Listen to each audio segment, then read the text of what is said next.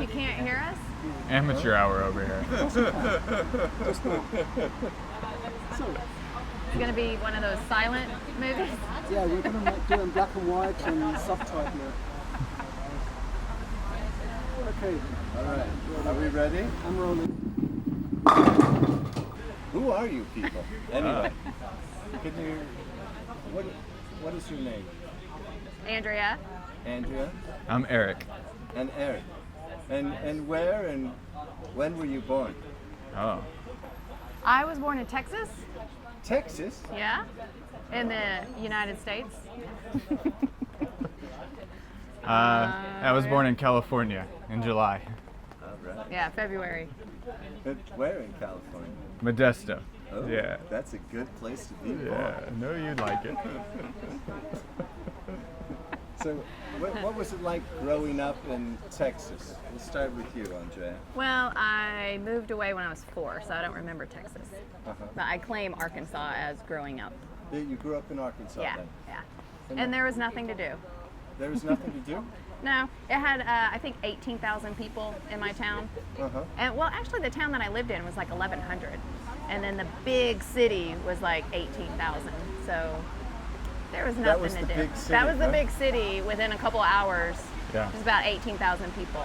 So So what did you do? You must have done something. Or can you not talk about what you did?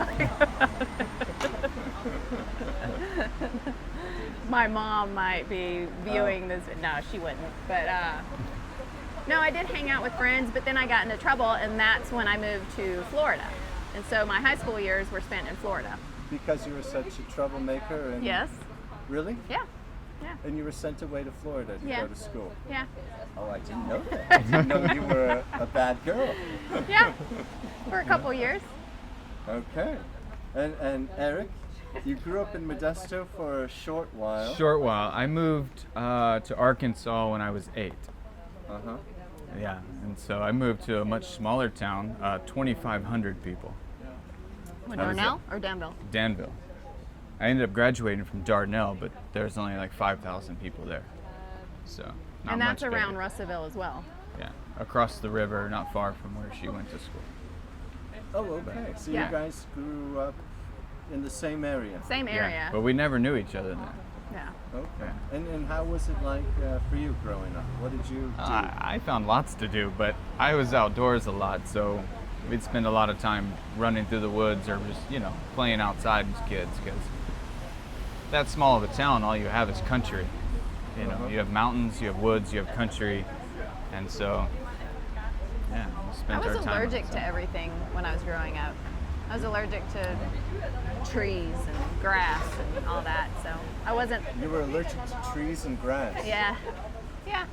That so must I didn't. be tough I growing didn't up get- in the country if you're allergic to trees and and grass. hay and everything. So I didn't spend much time outdoors. Not until now. Not until adult. Okay. And okay, so you grew up in Arkansas. You went to high school in Florida. And then what happened? What happened after high school? I joined the military. I joined the Army. I did that for 3 years, Uh-huh. and then I moved back to Arkansas. Where did you go in the military? Fort Leonard Wood in Missouri. That was basic training. And then, let's see, it was Fort Riley, Kansas, and Fort Well, that's me, I don't know. Fort Campbell in Kentucky and Tennessee. It's like right on the border there. Okay, so you. Oh, and whole- Fort Sam Houston in Texas. Yeah. Okay. So just those few, and I didn't really do much. I didn't really go many places, just those few. What did you do in the military? It was a 91 kilo. I got my lab associate degree in lab science, Uh-huh. and so I started working in hospitals, In hospitals? in the lab. Yeah. So I started testing blood. Okay. Yeah. You started testing blood. Yep. Yeah. It's like is that like a phlebotomist? Well, phlebotomist draws the blood, and so Oh. I was on a different corner. Oh, that sounded bad. I worked a different corner because They stick lab people in the corner of a hospital. So I never saw patients. I just did the testing of their blood. Oh, okay. So, yeah. Okay. I prefer that. All right. Not having to see the patients. All right. And what did you do after high school? Yeah, what did you do? Well, actually, after high school, I wanted to move back to California, so I went to live with my dad. Tried to find work there, but then I was called about a job basically back home. And so then I left California. I spent a few months there, and I went and I started working on the road doing telecommunication work. So like installing fiber optic equipment, things like that, just doing telephone work. Did that for several years until the dot-com bust, like around 2000.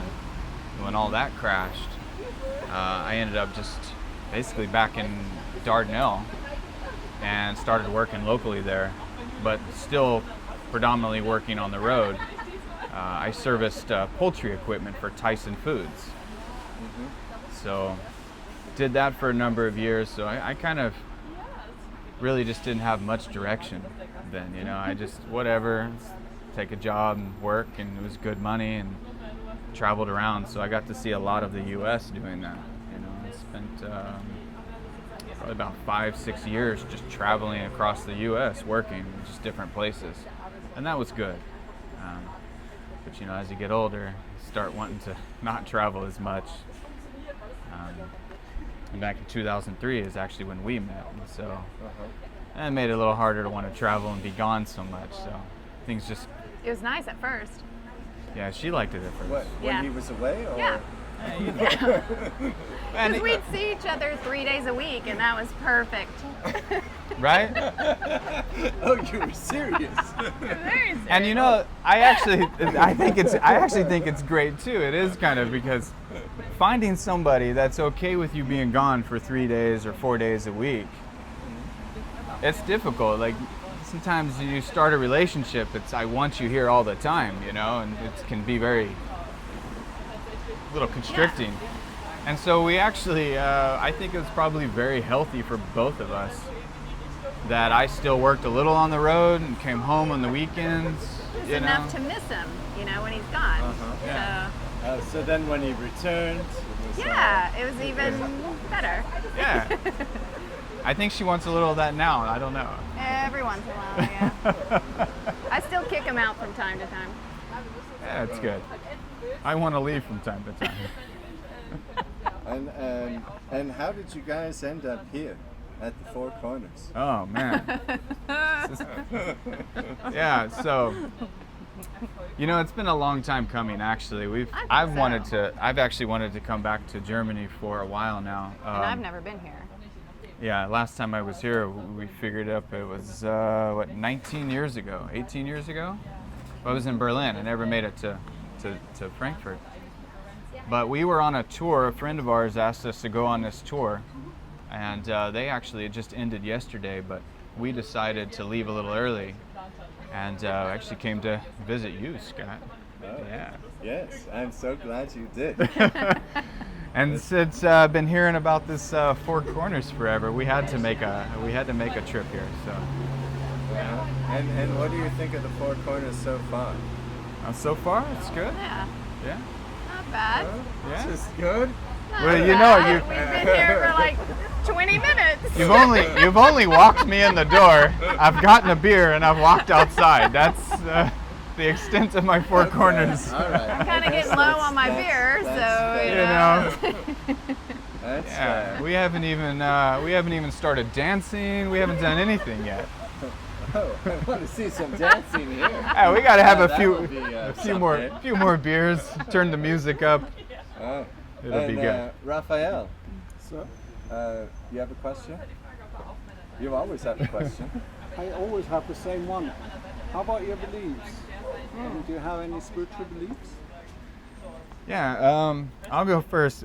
Our beliefs are similar with little differences, but I think I would describe myself more as agnostic.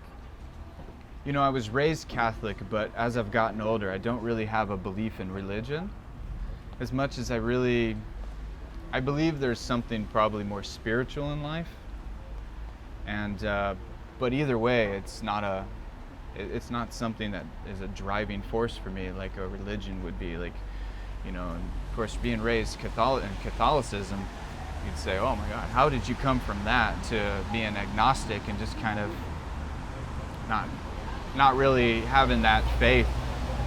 And I think it's just time, you know, as I've gotten older and seen, and we're gonna get too deep into it, but yeah, I mean, I think for me it would just seemed more plausible that less exists in church, you know, as far as the belief in church than what's believable.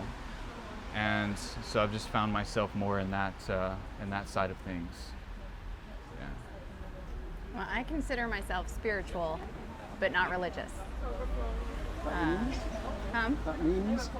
I believe in universal energy and the energy of the universe, but not necessarily in the God that 95% of the people believe in. So the higher power, I think, is more of universal energy, and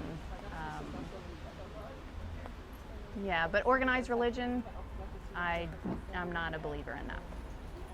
And the Bible, I don't believe in the Bible. Yeah, I feel the same. I feel the same way about the Bible. That's the hang up for me. Is the same, really, but. And sometimes we can't say that to everybody. No, not where we live. We live in the Bible Belt. Oh yeah. So you could not say that. I mean, you would be shunned if you said that to certain people. There's very few people that I admit that I don't believe in God to. Usually we just ignore it altogether because of the reaction that you're going to get. Yeah. My parents, like my mom's always, she knows that I don't believe, and we're going to she hell. Constantly tells me. Really? Yeah, it's like, oh, you need to believe, you should have faith, you're going to hell if you don't, you know, these things. Like, this is what happens to non-believers, and I'm like, nah. Aunt Linda? Yeah. Wow. Yeah. Well, that's that Catholic. Yeah. Okay. You know, they 95% drive it of the home. Huh? So, but the family knows, Okay. but most people, especially at work, like, you never talk about I these don't things talk at about work. it at You work. just- There's only one person I told that, Oh, it would be like a secret if you brought this up. You would only say it quietly to Yes. someone in private. that I trust. Yeah. That you trust. Yeah. Oh, wow. Yeah. Yeah, I would say there's not a day that goes by that somebody you don't see within our close circle of saying something like, oh, I'll pray for you Yeah. on that, you know, and you're like, okay. You know, thank you. I appreciate the well-being and the wishful thinking, but you can't say, hey, what do you say to that, you know? You just kind of have to ignore it and let them have their faith and beliefs, and I wouldn't want to turn anybody off of their beliefs anyway, but it makes for a difficult situation sometimes, you know? Yeah. And okay, that's. Hey, you want to add anything to that? No, I'm absolutely fine. That's my other question, you know. Is, No, you always admit that. I'm all in. Yeah. And so, okay, so the universal energy, agnostic, maybe not. Mm-hmm. So then, what is a successful life for you? What does that mean? What does success mean for you? Is there such a thing? Sure. Yeah.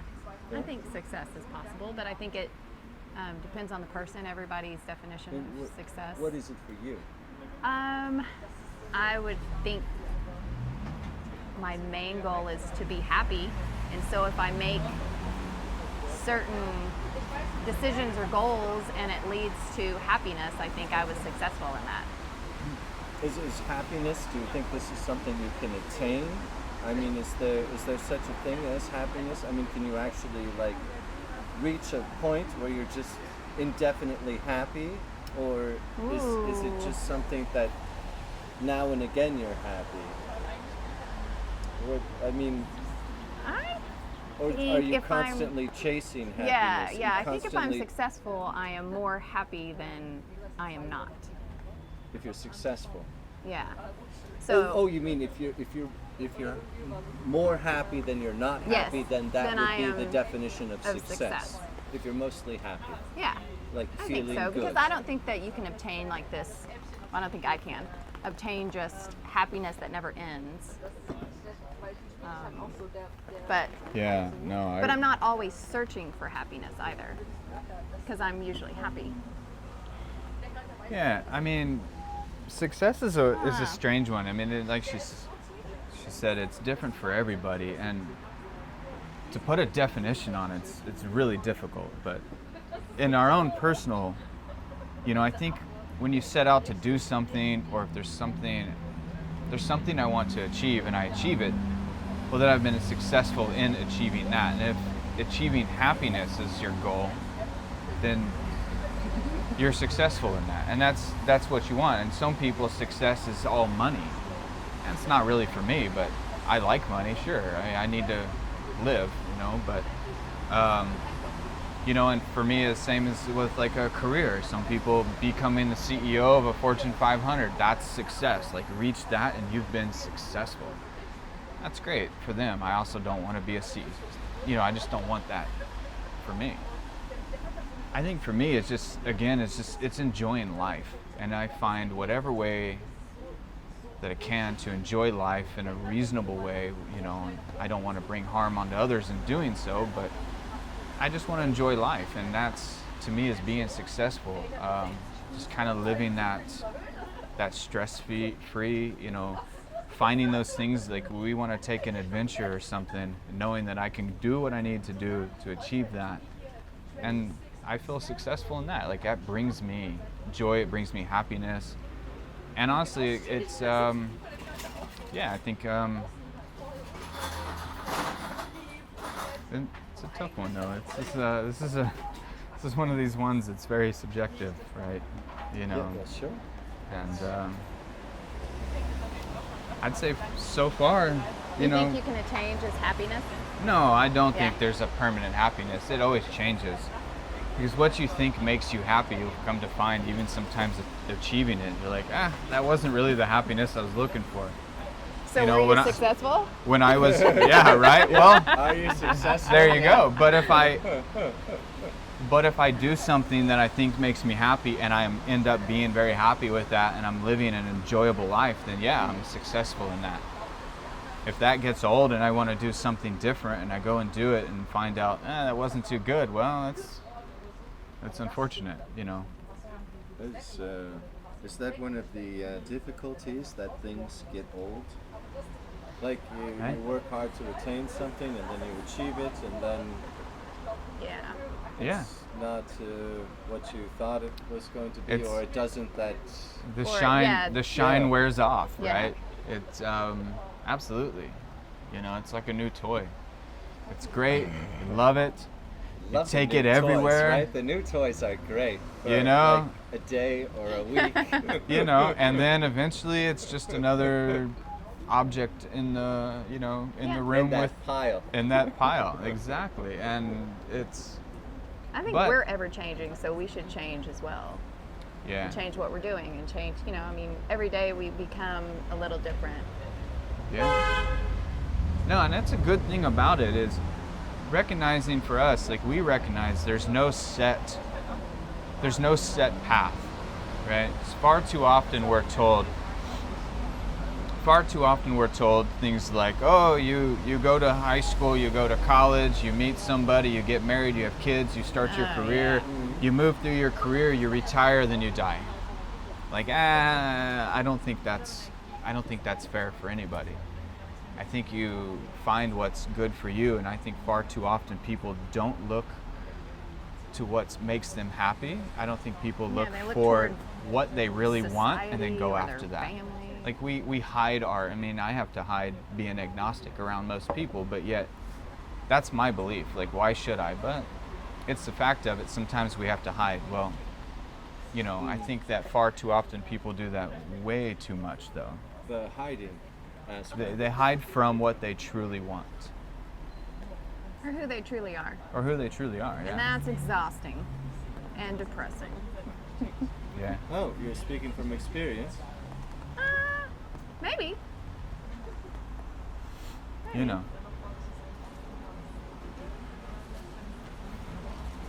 Well, I mean, every once in a while, maybe a day here, a day there. But I don't know, because I did go through a depression stage in my early 20s, so that was a few years ago. And I do kind of wonder if I just wasn't being true to myself. So, Yeah, you know? I can understand there's a Yeah. lot of pressure Yeah. to not be true to yourself, Yeah. right? Because you got to conform Yeah. to certain. I have to go to college, and I have to do Standards. well in college, and I have to raise a Paths, family, and I I have to guess. get Yeah. married, and I didn't want to do any of that. Well, maybe the college thing, but And what about the marriage, huh? marriage, well, that took 12 years. 12 years before we got married. 12 years, you guys? And I'm were- still okay if we never got married. Yeah. No, Wow. it's, Yeah. but it's right. Yeah. And we don't have kids, and we don't want kids. So That's I think I was struggling with and that in that's my 20s. that's another one that's really hard for society to accept from us. For us to say we don't want kids. Not that we don't like kids, or like I think kids, you know, have anything against kids, which sometimes I do, but sometimes they're annoying. But we don't want kids. And most people just cannot believe or understand. They're like, oh, but once you have them, though, you realize it's the best thing ever. I'm like, you know what? I'm okay with not having that. And it's just, people have a hard time believing that.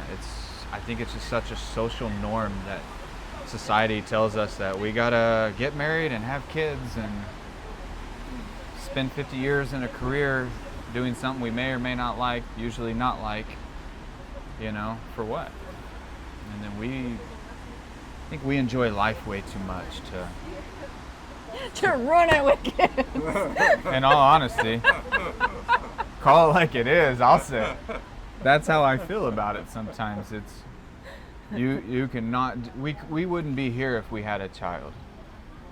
Like, how hard would it be for us to just go and say, you know what, let's fly to Europe for 2 weeks. Yeah. Let's travel, let's backpack. Let's go hike the John Muir Trail. Let's go do something like that. You know, what am I supposed to do? I mean, sure, once it gets to a certain age, but I can't take a 6-year-old for 2 weeks hiking. I don't think. I don't know. I don't know if that's norm. If someone needs to tell me, but They couldn't handle those mountains. it's a lot of walking for a 6-year-old. I don't want to carry a child in a backpack. Oh, they could carry your bags. Yeah, I'd be like, you carry your own food. Put the kids to work. But you know, that's the thing. Is like that's one of those where you have to trust, or you have to find yourself and be honest with yourself enough to tell society, like, I don't want kids, or whatever it is that you truly want to be. I think that's important. I think it's very important. I think it would lead to a lot more happiness, that's for sure. I think we kind of brought out those true feelings in one another as well. Yeah. Yeah, there was a lot of finding out about each other, Yeah, for sure. in the beginning. Yeah. Here's a funny one, I'll tell you. Okay. We were both closet smokers. We didn't want to tell each other when we first met. You We- were both closet smokers. We Yeah. didn't tell each other. We were like afraid to tell each other that we smoked. And so we were sitting around drinking. I think we were at your apartment. Yeah. You know, I left my cigarettes in the car because, well, I didn't want her to know that I smoked. And it's like, you know what would be good right now? Maybe. Maybe. I mean, Maybe. if you thought so. Maybe a cigarette would be great right now with this Maybe. beer. And you're like, yeah. You know, Maybe. You know what? possibly. I actually think I have a pack in my car. Huh, that's strange. I've got a couple lighters in here. Let's, yeah, that'd be great. Turns out we're both smokers. You know? It's like, just be honest. Like, I like to smoke. You smoke? That's great. We can have a cigarette. But we eventually both quit together as well. Yeah, So, yeah. you know, culture, we just quit. It was like, And I think the religion thing kind of was the same way. Like, I had my problems, he had his problems, so we were both kind of closet agnostic atheists as well. Yeah, And pretty so, much. you know, that sparked a lot of conversations in the beginning to where, you know, it just kind of led to our beliefs now. Okay. Yeah. Alan, do you have a question? Have you already asked what are your plans for the future? oh man, that changes constantly. But right now we have an idea. Yeah. We're trying to build on that idea. And part of it has to do with me getting a dual citizenship to Italy and allowing me to work anywhere in the EU, and then us moving over and living a little more of a simpler life, because we could have to get rid of a lot of things. That TV stand. Apparently this TV stand's got to go. I didn't know this till today. Oh, that's good. No, and so, you know, part of it has to do with just a change. You know, some of that change is good. A change brings a little excitement, Yeah. and it brings a little more adventure, I think, and that's kind of what we seek. We seek that adventure, Yeah. and you could change the culture. And so if we moved to Italy, if we moved here, which we're really Yeah, I really love liking Frankfurt. It's a beautiful Yeah. city. So It's wonderful. You've been impressed with Frankfurt? Yeah, Very I really impressed. like it. So, More Yeah. so than Florence. Sorry, Greta. ooh, Greta's gonna be upset if she sees this for sure. So yeah, that's something we've actually talked about for several years, and I've been working on it with my company, seeing if there's work available here, and then you know, just trying to make it happen. Eventually, I'm sure we'll make it happen, but Yeah. Oh, that sounds great. yeah, I Yeah. think for us, we don't really want to settle Yeah, I don't want to permanently be either. You know. just tied down, you know, like. Yeah, not tied down like Yeah. relationship wise. No, that. I don't want it to become, you know, we live in 20 years in Italy, because then it becomes mundane again. Yeah. And so I just want to be like traveling all the time, or at least the essence of traveling. Yeah. I mean, a few years. Yeah. We talked like even just working a few years in one country and then seeing if something's available and work a few years in another country. Yeah. Just It's- keeping the options. Yeah. And we've realized more and more we don't need much, so making it easier to travel, you know, hopefully to move as well.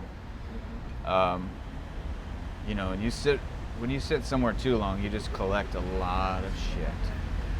A lot.